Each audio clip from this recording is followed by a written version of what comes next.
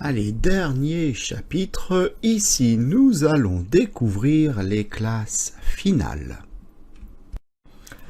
Alors ici, je vais vous présenter une nouvelle famille de classes, à savoir les classes finales. Alors, le principe d'une classe finale, on va dire que c'est comme une classe, ou comme une classe abstraite, de la même façon, ça reste une classe.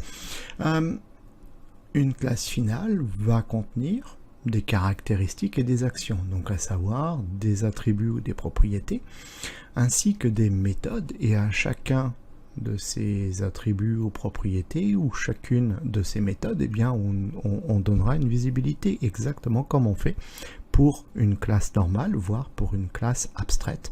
Donc on aura des attributs de visibilité publique, ou de visibilité protected, ou de visibilité private. Voilà.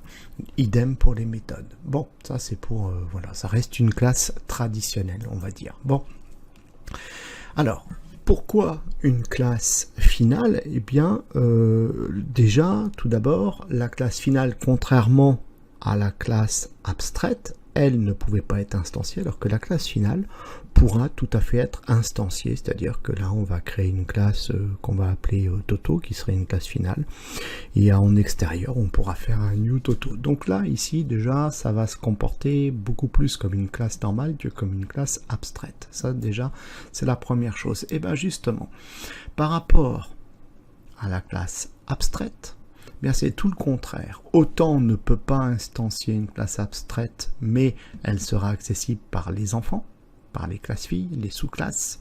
Autant la classe finale pourra être instanciée, mais ne pourra être accessible par des classes enfants.